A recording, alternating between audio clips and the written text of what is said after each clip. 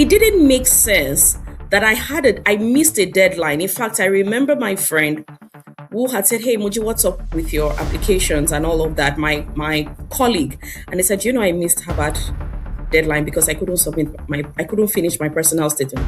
And it unglashed me and said, "No, nobody does that. You need to prioritize yourself." And I said, "Look, I'm applying to other schools, Stanford, NYU, and what have you." Guess what? This has never been done. A month after, Harvard emailed me.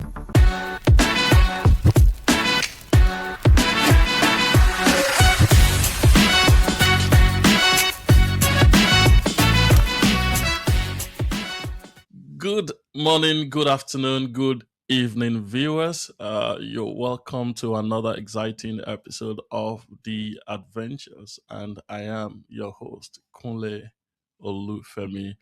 As you know, on The Adventures, we seek to share the story of courage and vision behind the brands and the businesses that you see around you every day. And by sharing their story, we hope that you will be able to pick one or two lessons from their journeys and be able to even get to success faster in your own entrepreneurial journey.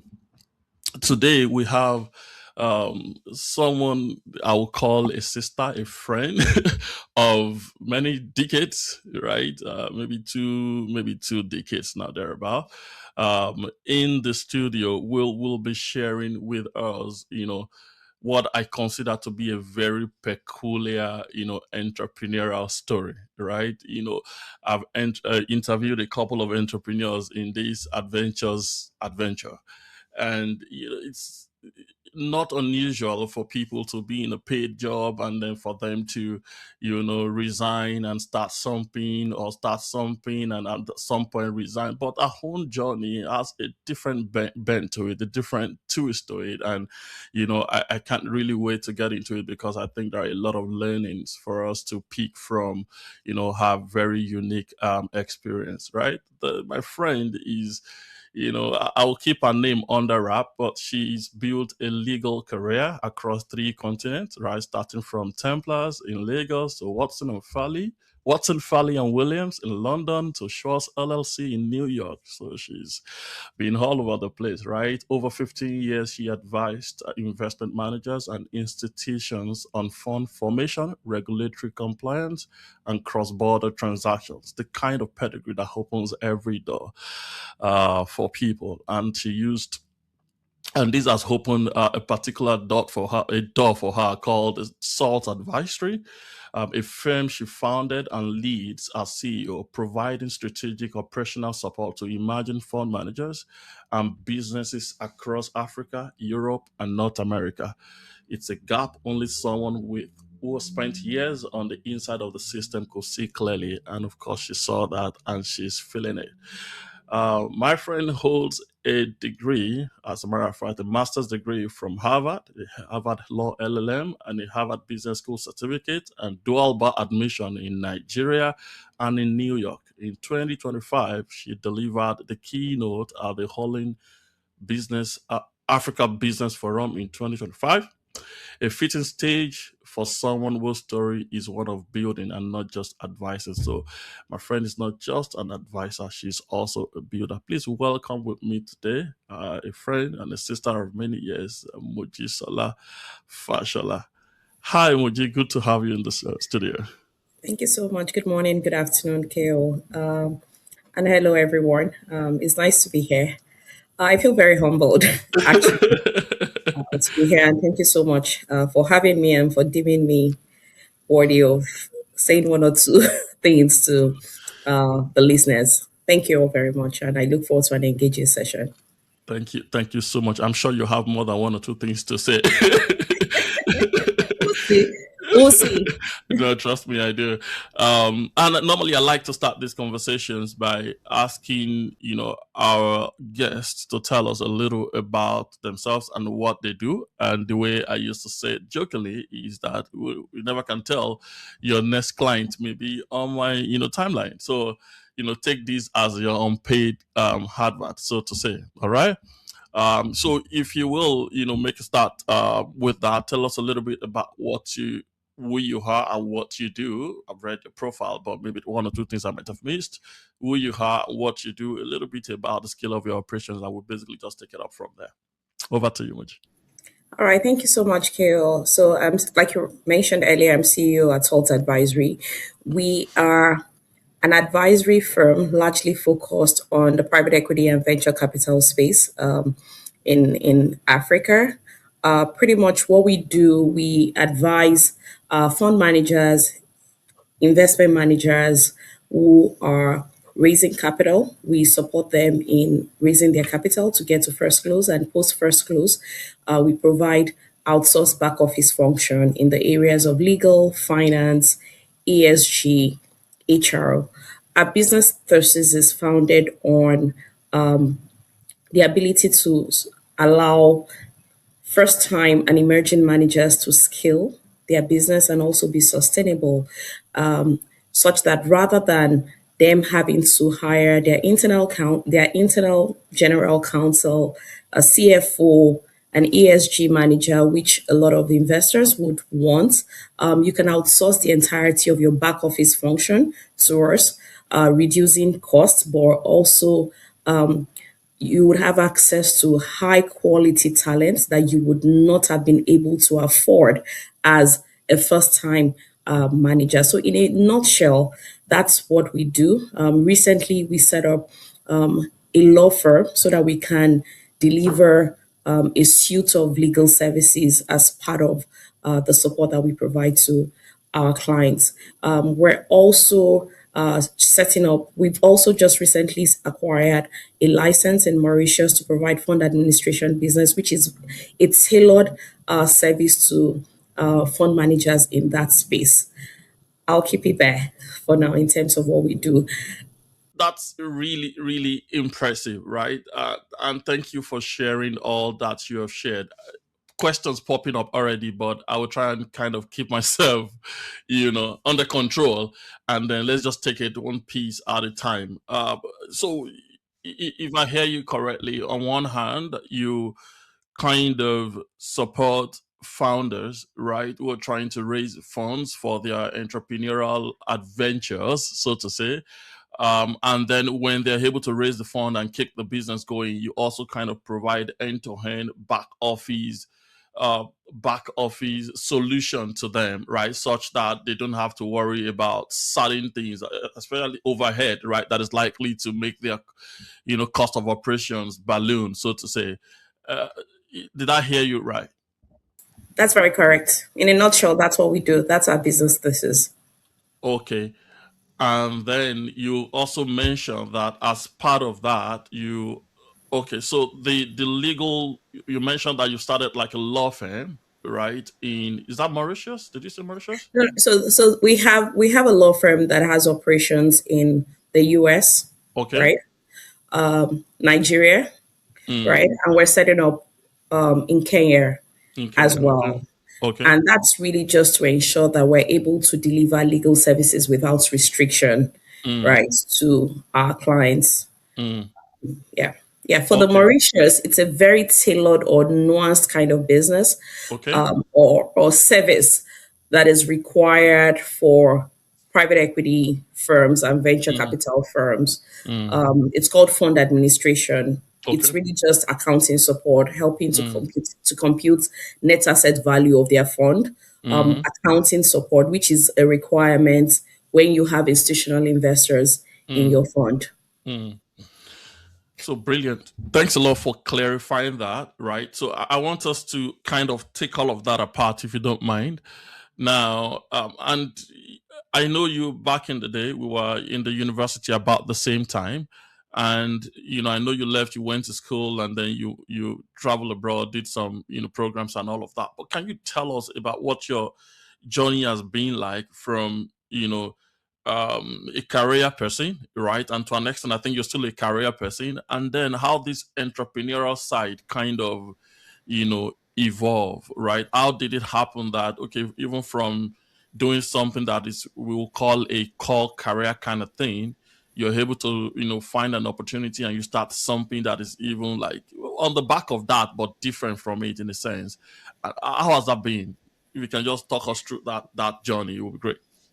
Okay, so thank you so much for that. I'll walk you through my journey, right?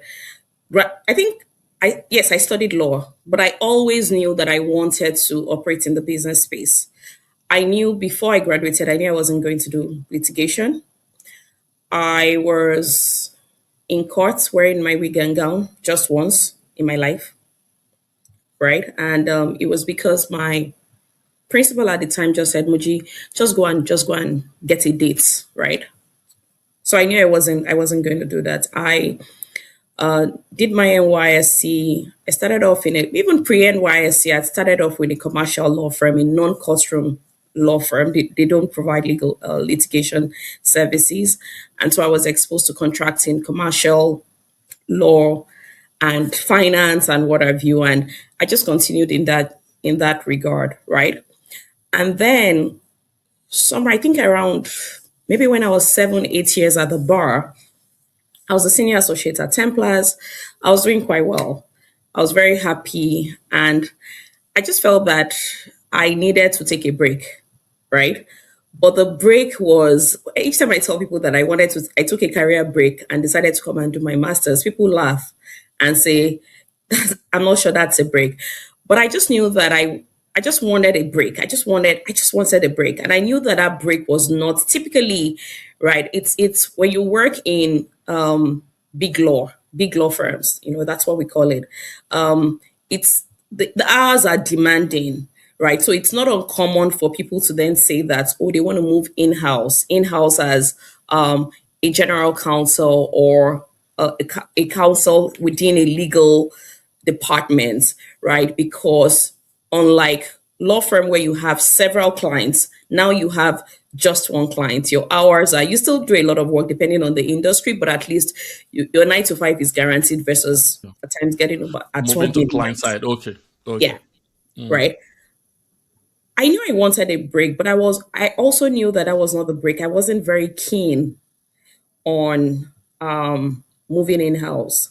mm, I was in the energy and project finance practice at Templars. I'm being detailed because I want people to also understand yourself and understand that the fact that people do things naturally doesn't necessarily mean that you have to do things, you have to follow that part, right?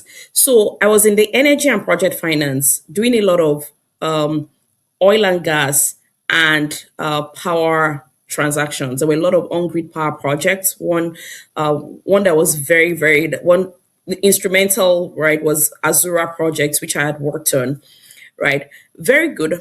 I had a fulfilling career, but I just knew that I needed a break.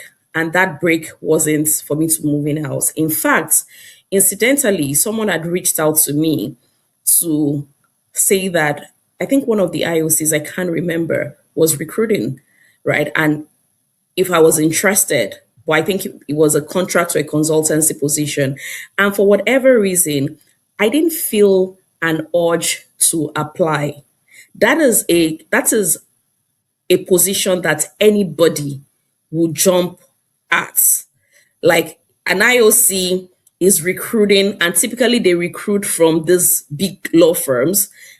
They're looking for an oil and gas lawyer, and I wasn't excited. I can't remember which one was it, whether it was Shell or whatever. But for whatever reason, I never sent my resume to the person that reached out, which was actually a client, and it got me thinking. So I took some time out to say, okay, you know what? I want to pray, right? I feel a bit of uneasiness and what have you.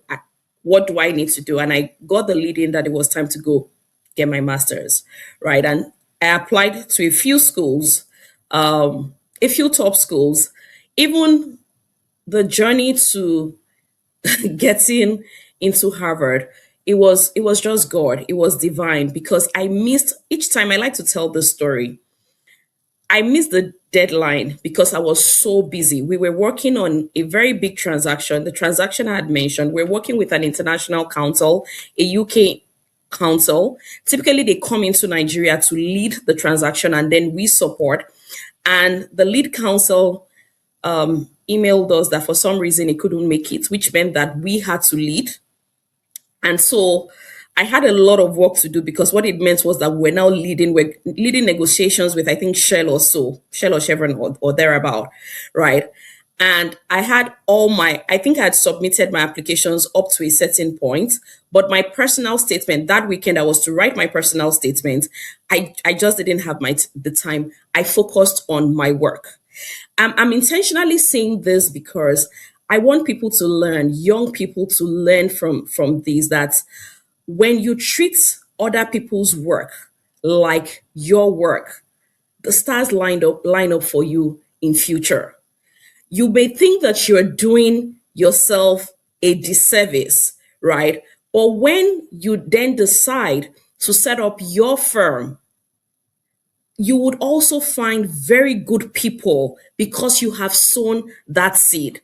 It didn't make sense that I missed a deadline. In fact, I remember my friend who had said, "Hey, Moji, what's up with your applications and all of that?" My colleague, and they said, "I missed Harvard deadline because I couldn't finish my personal statement."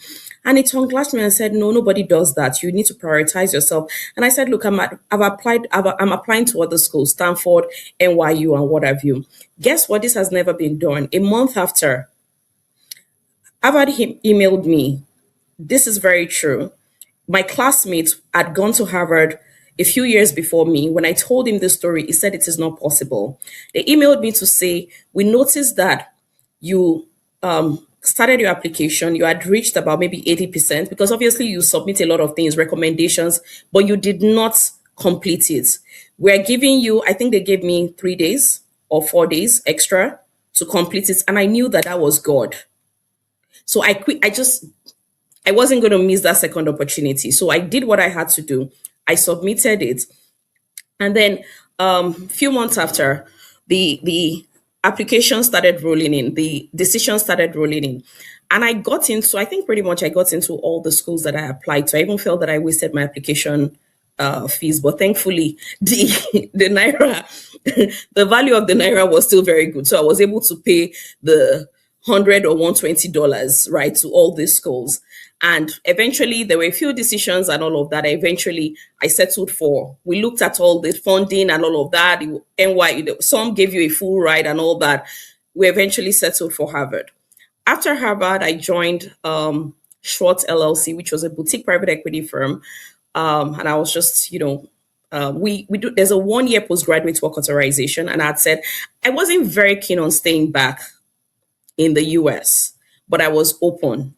And I said, you know what? There's a 1 year postgraduate work authorization that comes with a master's. It will be great to at least just use it to get experience, exposure. And then when I go back, it would always be beneficial. So I joined a boutique, small private equity firm called Schwartz Edge. They support hedge funds and what have you.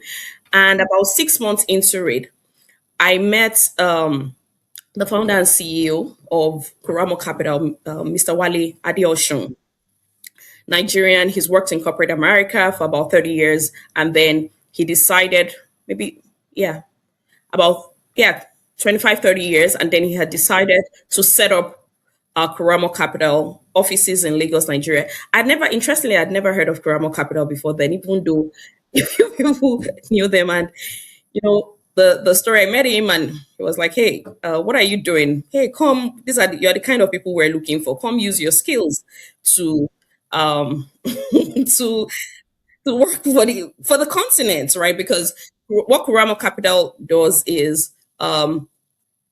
they they invest on the continent, but the investors are institutional investors, right? So it made sense to have the back office operations in the New York office, right? Investor relations, legal, but the co-investment teams, right? They sit in Lagos and Nairobi. And so it would just be helpful to just have someone who has worked on deals, transactions in on the continent, and you also have a Pan-African or sub-Saharan. You've worked on deals that you had to work with. So that was my story, and I worked there for. I mean, if you count it, maybe So did seven you move years. back home, or I you were didn't. I working? didn't have to move back, and that Okay. was the unique thing about the job. I Mm. didn't have to move back because they have offices in Lagos, Nairobi, and New York. New York. Mm. Yeah. So I was in the New York office because the New York office, that's where the back office operations sits: finance, Mm. legal, investor relations, Mm. HR. But the core investment function, which is kind of the business side, the Yep. business, Yep. right? The business, this like sales team, if it was manufacturing, for instance, Hmm. and they have to be there because we Closer to invest in market. the continent. You need to know the companies you're going to invest in, Yeah. right? You need the guys who are going to take the decision have to be Closer to there. the So market. that's Yeah. the way. But I get Yeah. to travel to the continent a lot Mm. by virtue Mm. of my work, Mm. right? Mm. Now, the structure of the business is such that we don't just invest in companies, we also invest in fund managers, that is, Mm. companies that or firms. I know that I people who are provide not in funding the for industry, entrepreneurs. firms who Yeah. also give, do you Funds to understand? So we have entrepreneurs. a Yeah. fund of fund strategy, Yeah. right? And we also have a direct strategy whereby Okay. there's a pool of capital that goes directly to companies, but there's also a pool that goes to funds that Funders. also then Yeah. go ahead, right? Mm. And then in the course of that, we've had instances where we need to we need to support the funds, right, to help them also get capital, access to capital, right? And so our CEO being a visionary person, in fact, one one thing that Kuramo Capital has successfully done is to accelerate local capital, sorry, foreign capital into the continent. So before Kuramo Capital came on board, there were only two or three indigenous private equity firms.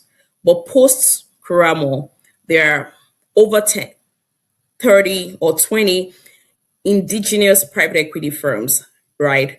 And when we say indigenous, that is only owned by Africans, managing capital in excess of $100 million, right? And investing. And so what Kuramo Capital has been able to do is identify these managers, right?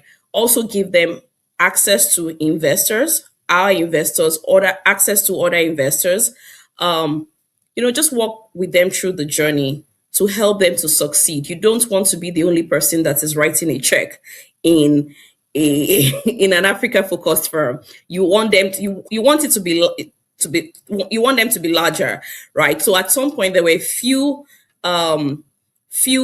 managers that the firm provided mentorship to in their early days. They've grown now, mentorship, guidance, access, and our CEO always said it back then, and I use "our" right because I'm still part of the ecosystem, right? That's why I use "our."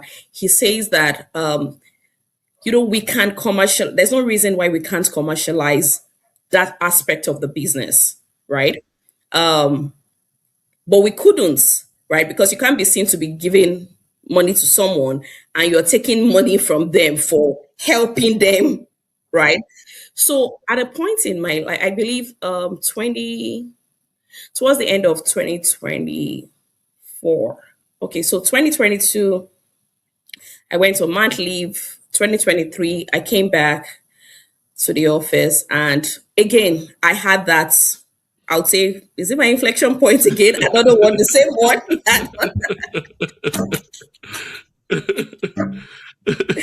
That I need a break moment again. Yes, yes, but because for me, it was okay. I think by then I had done maybe 5 years Mm. or so. And what next? Right? I was happy. Mm. I believe I was getting paid well, Mm. even by New York standard. I'm But not I going to said ask there's question on more. that. Don't worry, it's fine. No, I would, yeah. And, and I was like, okay, what next? Right. But I Mm. still wanted to do what I was doing. So I had my moments again. And it got me thinking, right? The next, and the question was, do I go and work for a bigger organization, right? The big names, JP Morgan. And a few people have asked me, okay, you're in the US, why are you not working in the big banks? You know, the kind of the names JP Morgan, this and that, and or leverage the experience you have from Kuramo to go and work in a global private equity firm, which is not a bad career path in and of itself, not bad. But I would say that the work I was doing, or I am, and I'm still doing, right?